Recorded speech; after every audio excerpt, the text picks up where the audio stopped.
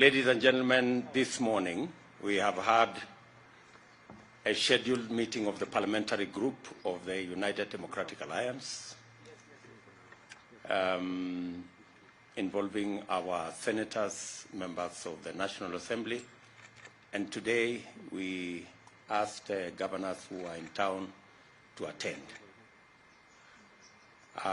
We've had robust engagement on matters to do with the parliamentary calendar. We've had also consultations with members of the PG on party activities. The neck of the party was represented by the chair, the SG, and members of the secretariat. In preparation for the next general election and also in preparation of the next calendar of Parliament. We have engaged on many items on matters to do with the party and organizing the party to be ready for the forthcoming general elections after the announcement and the gazettement of the 9th of August 2022 as the date for the elections. The PG have been briefed by the party officials to prepare the roadmap with the attendant timelines to be able to prepare the party candidates, the party members, and Kenyans in general on the manner in which UDA intends to carry its activities going into August.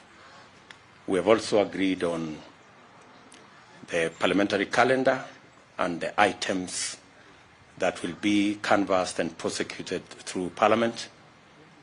And we have also concurred with all the items that have been that were on the agenda. The PG has also endorsed the partnership arrived at after consultations between UDA, ANC, and Fort Kenya. And we now believe that with this partnership,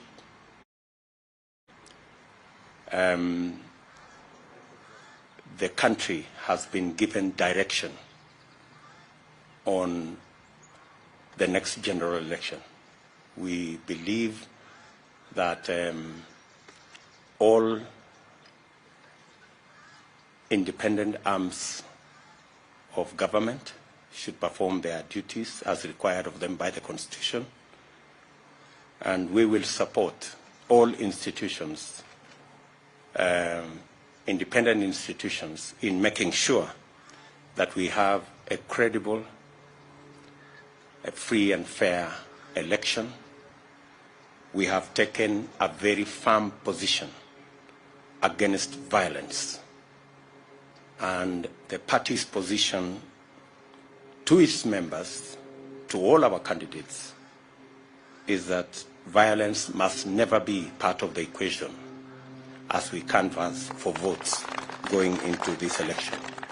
We expect the IG and all the other institutions of government to ensure that notorious participants of elections that have a track record of violence are stopped from continuously injecting violence into our election equation.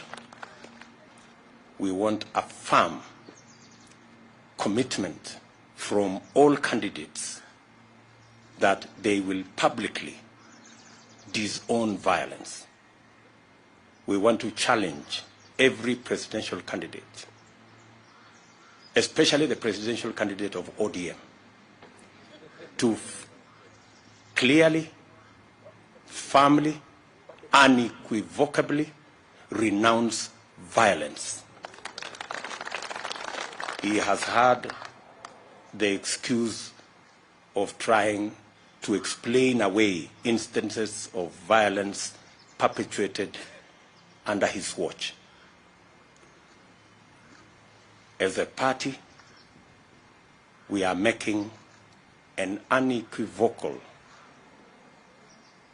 commitment to the people of Kenya that UDA, its members, its candidates, will not participate in violence of whatever nature.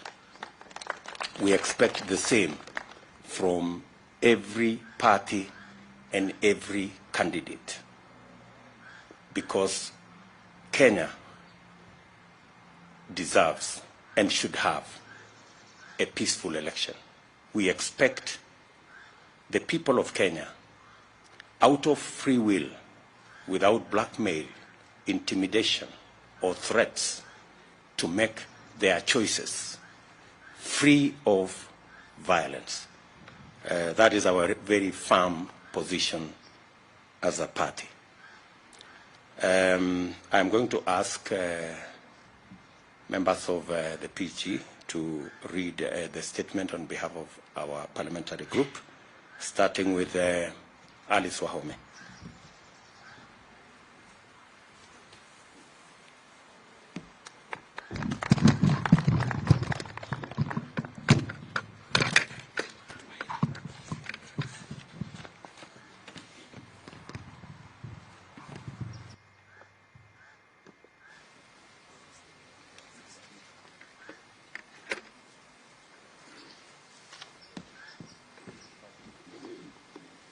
Thank you. Good afternoon. The statement is given today by the PG of the United Democratic Party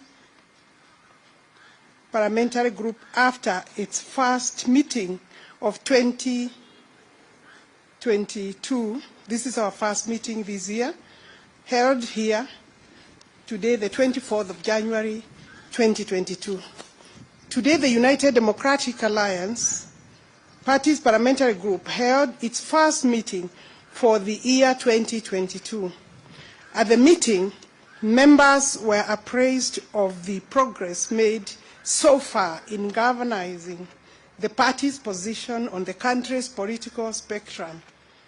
Members also had the opportunity to vigorously interrogate and audit the party's platform for socio-economic transformation based on the Hasra Nation's bottom-up economic framework. Pertaining to physical developments, members expressed grave concern over attempts by the government to increase the national debt ceiling in order to extend cover for reckless expenditures and wanton siphoning of public resources that continue to disgust and nauseate Kenyans. This nauseating and unprecedented profligacy has become the intolerable monument of the handshake era. You know, we are in the handshake era since 2018. Accordingly, the PG resolved to resist any further attempts to burden the people of Kenya with the unaccountable debt. Party members have therefore resolved to oppose the proposals in the finance bill to tax people of this country any further. The UDA, as a matter of policy, is categorically opposed to the anti-poor fiscal measures and the sort of predatory taxation or the use of national revenues to sponsor unconscionable wanton waste. We look forward to participating vigorously in parliamentary business that will generate pro-poor measures and policies to address the urgent problems of the majority. As a first step, the UDA parliamentary group, has also resolved to amend the budget policy statement in order to increase the allocation to the counties to near 35%. We see this as a practical measure to increase resources to finance service delivery at the real bottom of our socio-economic pyramid. And I confirm that it is true. We met yesterday and we were guests at the ANC National Delegates Congress, and we did today confirm the movement forward, and we will engage and continue to engage the Ford Kenya and ANC, including their parliamentary groups that will be meeting with them soon. Thank you.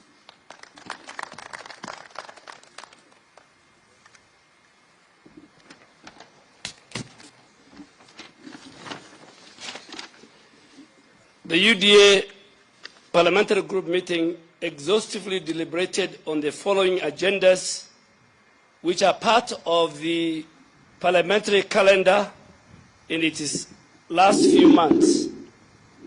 1, the Political Parties Bill, the anticipated Election Laws Amendment Bill, the Huduma Bill, the Finance Bill 2022, the Budget Policy Statement 2022, the National Budget for 2022, the Petroleum Products Amendment Bill, which is coming for the third reading and the final, and the anticipated Regulations of Political Parties Act. Our members will participate robustly and vigilantly to ensure that the legislative output is pro-hustler, pro-the citizens, and conforms with the core principles of the UDA National Socio-Economic Transformation Platform. We are fully cognizant of the ongoing drought affecting various parts of our country, and we must give this matter serious attention because drought occasions tremendous human suffering and inflicts devastating losses to pastoralists, farmers, and all people whose livelihoods depend on the agriculture sector, the livestock and beekeeping value chain system. And we look at this in the light of the supplementary budget and the main budget that will come before this House. And more specifically, our parliamentary group, in looking at the supplementary and the main budget, will allocate resources to agricultural farmers who are now beginning the planting season in order to cushion them and give them subsidy, and ask government that the resources Parliament will allocate will act as subsidy to our farmers as they begin the planting season, and above all, allocate more resources in the supplementary and the budget for the pastoralists who are affected by the drought. Therefore, the UDA parliamentary group resolved to introduce amendments to the budget policy statement, to the supplementary budget, in order to allocate enough and adequate resources to caution Kenyans from the harsh economic conditions, including the impact of drought. As our PG goes forth to engage in Parliament on issues that matter to millions of ordinary Kenyans, the party parliamentary wing will continue to involve Kenyans of all walks of life to participate in defining and redefining our party's agenda. And this involves wananchi from all levels are invited, and from all wards to all our counties, to join us and contribute to consultations that will discuss the economy of our country, how to revamp the economy under our leadership, that will be conducted in all the 47 counties, that will be led by our economic team, working with our Secretary General at the party level. And this is what will produce the party's campaign manifesto at all levels, so that each and every Kenyan in every part of our country will have a role to participate in the development of the UDA manifesto. The UDA is committed in conducting its political activity in a peaceful, inclusive, respectful manner that optimizes democratic engagement and produces a cohesive national conversation. We therefore strongly deplore any form of inciting, divisive or discriminative activities during the campaign period or at any other time. Our communication and broadcast media must be tools of national building, not incitement and the propagation of hate within our society. Our criminal justice system must perform its constitutional duty of protecting freedom of the citizens and effectively dealing with antisocial tendencies during the campaign period. As our party leader and the Deputy President of the Republic of Kenya has said it earlier, the parliamentary group has also endorsed our partnership between UDA, ANC, and Ford Kenya, and we have agreed that on all programs, and even in Parliament, on all programs of joint rallies, and that our leadership in the National Assembly and in the Senate will have a further consultation with the leadership of ANC and Ford Kenya, so that at the legislature we form a common ground and a purpose that will benefit the people of Kenya. Thank you very much.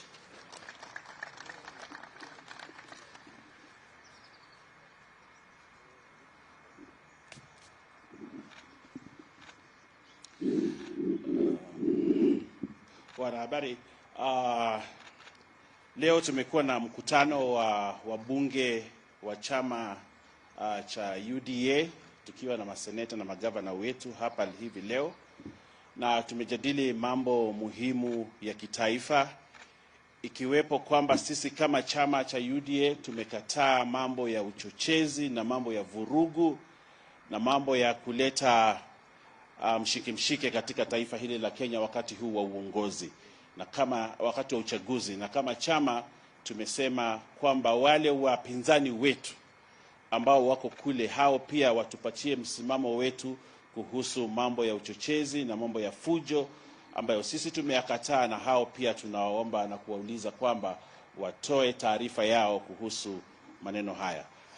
Pili, kwamba mkutano huu tumekubaliana kuhusu ile miswada na mijadala na sheria ambazo zinakuja katika bunge, kwamba sisi kama UDA tutasimama kidete na watu wetu na wabunge wetu watakuwa bunge kujadili na kuhakikisha kwamba sheria ambazo zinapitishwa, ikiwamo bajeti ambayo inakuja na ile pesa ambayo itafadhili bajeti, kwamba sisi tutasimama kwamba miswada yote ambayo itapitishwa pale isimame na Wakenya wale wa kawaida, kwamba zile pesa ambazo zitengewe watu ambao kwa sasa wanapata shida na uchumi huu wetu, wale wananchi wetu wa kawaida. Na pia tunasema kwamba katika mambo ya agriculture na ile budget statement ambayo itakuja, sisi kama wana UDA tutasimama na wakulima, na tunasema kwamba vile bei ya mbolea imefika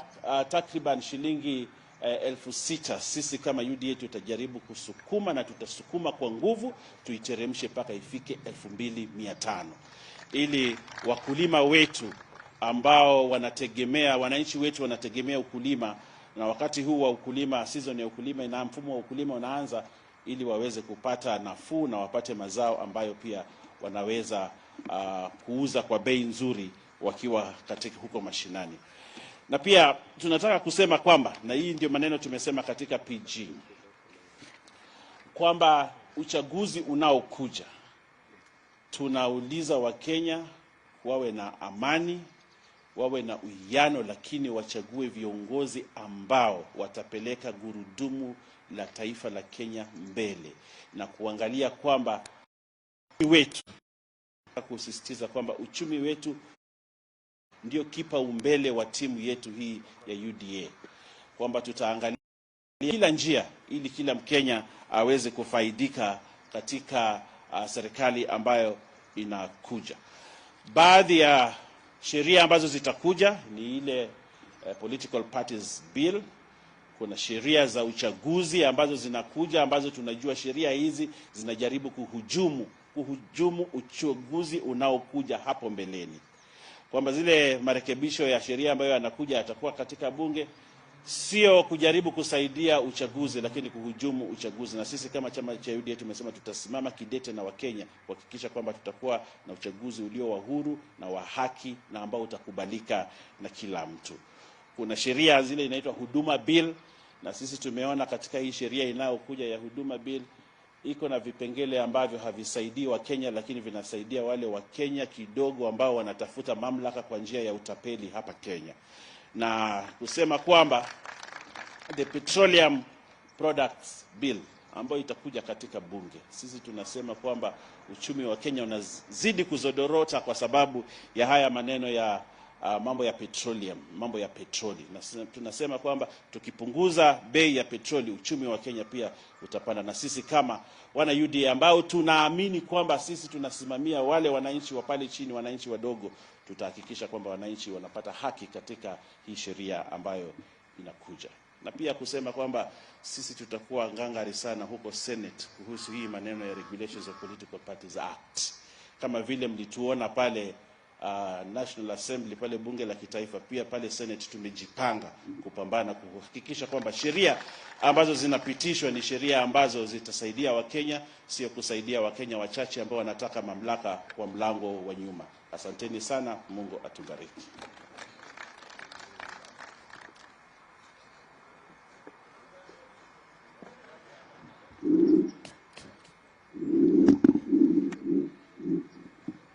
As a UDA party, under the leadership of our party leader, Deputy President, we have had a very successful PG meeting, the first of such a kind in year 2022, and we have briefed the parliamentary group on the IEBC timelines as we walk towards the 9th of August 2022, specifically because the IEBC has now gazetted 9th August 2022 as the official date of the elections for all positions, beginning from the presidential level up to the MCA level. In preparation towards this date, this election date, the party has briefed the parliamentary group of all the logistical preparations that the party has done towards the nominations, and we continue to assure our aspirants that every preparation is being made at the party level, at the NEC level, to ensure that everybody will get a free and fair chance to contest under the UDA ticket. And at this very early opportunity, let me welcome the partnership of the ANC and Ford Kenya. UDA is a big party, the doors are open, and we welcome many more such partners who would wish to partner, those who find consensus and mutual agreement with the bottom-up economic policy that is going to improve the livelihoods of Kenyans at large. We have also taken this opportunity to discuss the progress of the appointment of the polling center coordinators that has been happening countrywide in the 47 counties. This program was supposed to expire, the days for doing this program was supposed to expire last week, but we have extended this period to allow up to Friday of this week for all those counties that have not concluded the exercise to be able to take time and agree by consent how we are going to appoint and how they will appoint the names of polling center coordinators. The exercise is intended to strengthen the party grassroots structures. It is not intended to cause contestations or fights in the counties and constituencies and wards. So we encourage all our aspirants to work together and agree on that list of names, and these coordinators will be very effective in managing the affairs and the activities of the party at grassroots level.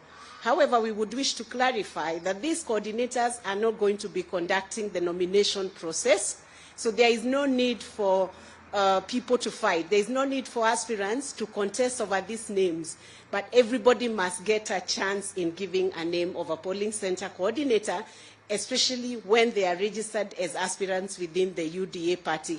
So thank you very much, and we continue to welcome everybody to join the UDA party. And the young people who have not registered as voters, you have a window right now. IEBC is having an enhanced voter registration program running up to the end of the month. Please make a point of registering if you are not yet registered. And for all those who would like to join the UDA, please visit the e-citizen, resign from the parties that you have been, the parties you do not want to be in, and join the UDA party. Asante sana.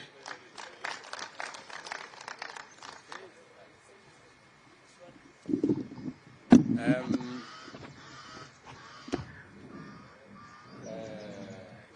me request we can have maybe one or two questions just to clarify on the subject matter that has been discussed in the PG. So, yes, Mr. Muredi or Maneto Naniwinjama. Good afternoon, Deputy President. Good afternoon. Three questions. One question at a time. If you will probably provide some of the details of this relationship that you formed with the Amani National Congress and for Kenya, and what numbers are you looking at with regards to parliamentary strength, now that most of the talk that is here is with regards to the strength and pushing the agenda that is Hustler-driven. And some of you know from Citizen TV, one is really emphasis of the first question. The nitty-gritties in the partnership deal with the ANC for Kenya, and then also when it comes down to probably the nominations, how are you going to engage with these two parties? Thank you very much. As you can see, we do not have the other members of our now enlarged team, ANC and Fort Kenya, in our midst. So we will not be in a position to discuss details. We, however, want to tell you and tell the country that if you followed the statement of our friend Musalia Mudavadi, it was about the country, the status of the country, the status of the economy, matters impunity, matters that touch on democracy, matters to do with debt. Those are the issues at the heart of our conversation with our partners in ANC and Fort Kenya. They are the priority discussions that we are having on how do we get this country from where it is, because something urgent, something major has to be done, and that is the discussion we are having. The rest of the details of our relationship will be in subsequent documents. Any relationship between parties will be filed with the registrar of political parties at an appropriate moment. So you might have just to wait a bit for you to get those details, and they will be public. They will not be. They will be very public documents. So you don't have to worry and try and fish around for those details. On the other matter that, on matters to do with Parliament, we are having our parliamentary group meeting today. Our friends will be having, I think, theirs tomorrow or the day after. And we will then subsequently agree on how we are going to conduct parliamentary business and what kind of format we are going to adopt in making sure that we prosecute that parliamentary business jointly and in a coordinated manner. As you heard us announce yesterday, we have already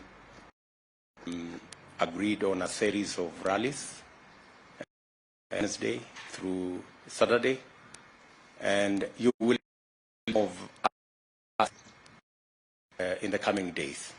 So relax.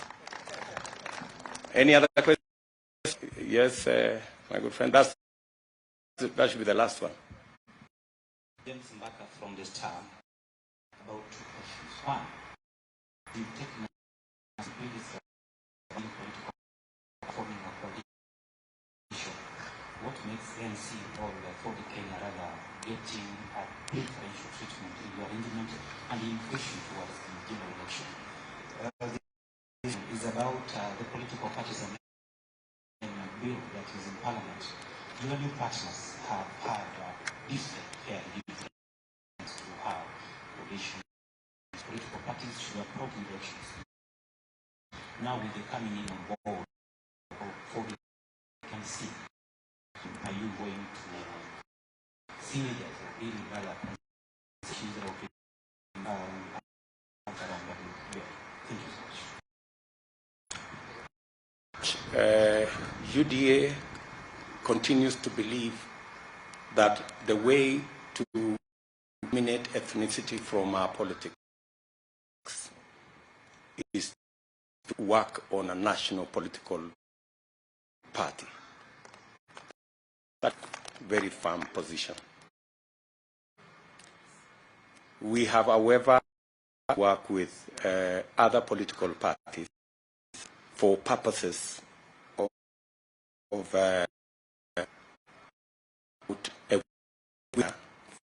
for elections, especially in the face of the onslaught by those who are ethnic parties. We've seen a proliferation of political parties sponsored purposely for purposes of dividing people and working on dividing our bases. And Ford Kenya have suffered the same fate. ANC have suffered the same fate. And that's the reason why we have decided to come together to stall this onslaught on divisive, sponsorship of parties not meant for any other purpose, but meant for the purposes of dividing people. And that is our mission, that these sponsored political outfits that are indeed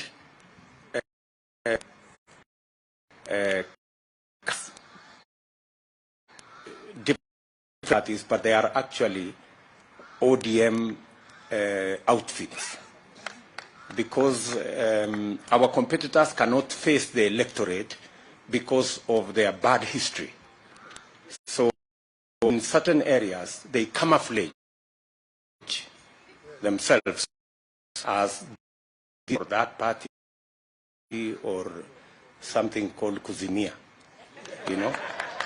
I mean, who doesn't know that this whole charade around Kuzimia is just ODM trying to reincarnate itself and to pose as something different from what the people of Kenya know them to be. And that is our very firm position. And we have agreed with our partners ANC and Ford Kenya, that our mission is, as opposed to what our competitors are doing to create divisions, our mission is to unite the country. And so we are pursuing that mission. I thought we have closed that chapter. Thank you very much, good people. There is always another time.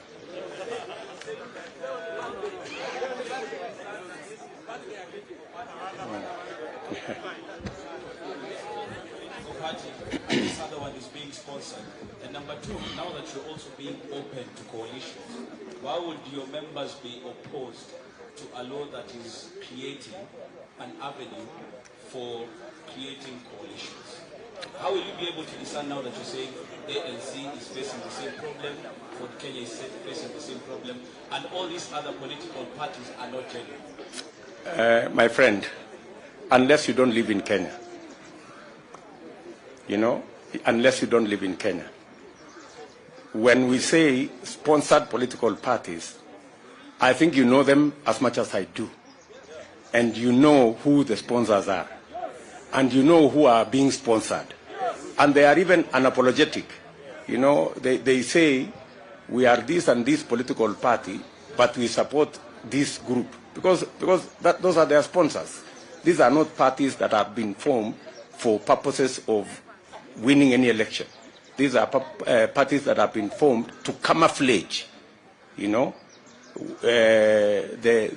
ugly past of some parties, so that they look different from who Kenyans know them to be. That's really the whole issue.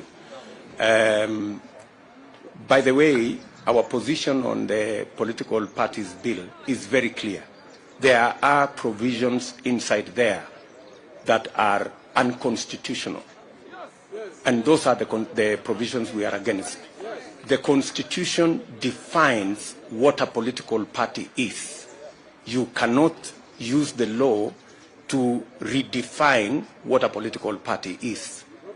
The clarity with which the Constitution has on matters to do with the powers of independent institutions.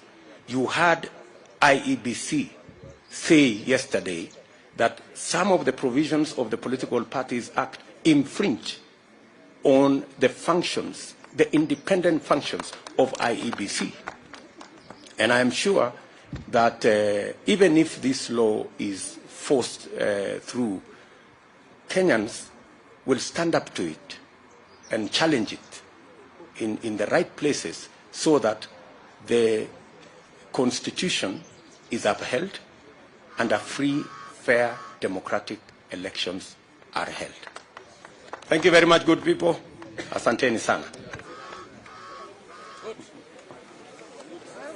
Well done.